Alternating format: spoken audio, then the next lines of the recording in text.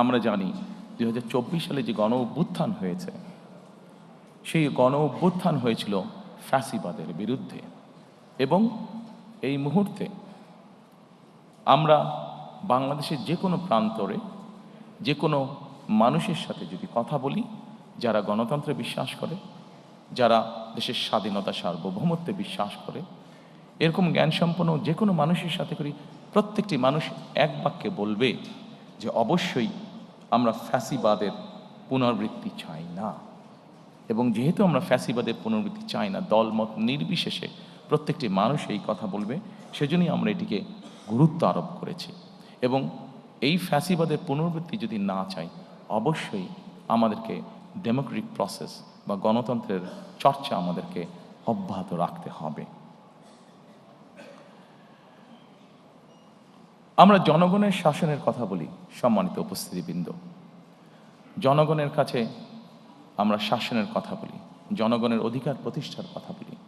আমি ব্যক্তিগতভাবে একজন রাজনৈতিক কর্মী হিসাবে মনে করি, বিশ্বাস করি দৃঢ়ভাবে, যে জনগণের শাসনের যদি আমাদেরকে প্রতিষ্ঠিত করতে হয়, জনগণের যদি আসলে আমরা ভাগ্যের পরিবর্তন করতে চাই, তবে একটি বিষয় আমাদেরকে নিশ্চিত করতে হবে, সেটা হচ্ছে জবাবদিহিতা বা অ্যাকাউন্টেবিলিটি।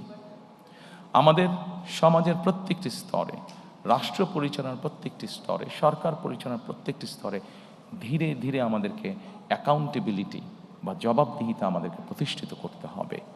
অর্থাৎ যারা যে দায়িত্বে থাকবেন তাদেরকে অবশ্যই জনগণের কাছে কোনো না কোনোভাবে তাদের কাজের জন্য জবাবদিহিতা করতে হবে, অ্যাকাউন্টেবল থাকতে হবে তাদেরকে।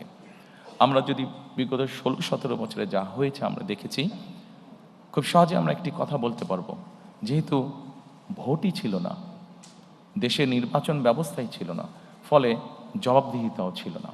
এবং জবাবদিহিতা ছিল না বলেই আমরা অপশাসন দেখেছি, জবাবদিহিতা ছিল না বলেই আমরা দুর্নীতি দেখেছি ট্রিমেন্ডাস হারে। সম্মানিত উপস্থিতিবৃন্দ, আমাদেরকে জবাবদিহিতা যদি নিশ্চিত করতে হয়, গণতন্ত্রকে যদি নিশ্চিত করতে হবে, তবে অবশ্যই আরেকটি বিষয় আমাদেরকে নিশ্চিত করতে হবে, যেটি বিএনপির একটি ট্র্যাডিশন, যেটি বিএনপি যখনই রাষ্ট্র পরিচালনার সুযোগ পেয়েছে, সবসময় বিএনপি চেষ্টা করেছে এই প্র্যাকটিসটিকে অব্যাহত রাখতে। গণমাধ্যম এবং মত প্রকাশের স্বাধীনতা, কারণ গণমাধ্যমের স্বাধীনতা যদি না থাকে, মত প্রকাশের স্বাধীনতা যদি না থাকে, তাহলে অবশ্যই জবাবদিহিতাকে আমরা ধরে রাখতে পারবো না। এবং সেই জন্যই রাজনৈতিক কর্মী হিসাবে এবং আমার দলের অবস্থান থেকে আমরা দৃঢ়ভাবে যে কোনো মূল্যে এই ব্যাপারটিকে নিশ্চিত করতে চাই।